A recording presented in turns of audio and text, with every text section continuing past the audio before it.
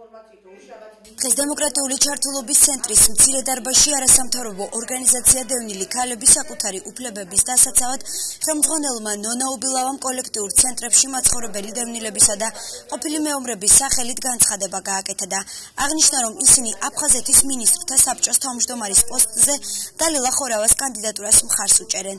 მისივე განცხადებით აღნიშნულ პოსტზე წარდგენილ კანდიდატთა შორის დევნილთა დიდი ნაწილისთვის დალილა ხორავას კანდიდატურა მისაღებია. აფხაზეთის მთავრობის თავმჯდომარე ბატონი გია ბარამია გადადგა თანამდებობიდან, მან დაწერა განცხადება და ჩვენი ინფორმაციით, მედიაში გავრცელებული ინფორმაციით არის რამოდენიმე კანდიდატი წარდგენილი. ჩვენ აბსოლუტურად ჩვენთვის მისაღებია თითოეული კანდიდატი, რომელიც ამ ეტაპზე არის წარდგენილი, მაგრამ ჩვენ მხარს უჭერთ ერთ-ერთ მათგანს, ეს გახლავთ ქალბატონი დალილა ხორავა. ნონა უბილავა ასევე მედიასთან საუბარში განმარტავს, რომ დალილა ხორავას მინისტრობის პერიოდში ოკუპირებულ ტერიტორიაზე ძალიან მნიშვნელოვანი პროექტები იქნა განხორციელებული. ამჟამად იგი ხელმძღვანელობს ორგანიზაციას საქართველოს დევნილთა მხარდაჭერისთვის.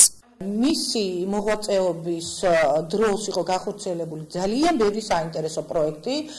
ეს პროექტები მუშაობდნენ გალში, ოკუპირებულ ტერიტორიაზე და ბოლოს ამ ეტაპზე ქალბატონი დალილას მიერ მოპოვებული არის ევროკავშირის პროექტი, რომელიც არის მილიარდიანი პროექტი და რომლის მიხედვითაც გაუმჯობესდება დევნილების საცხოვრებელი პირობები.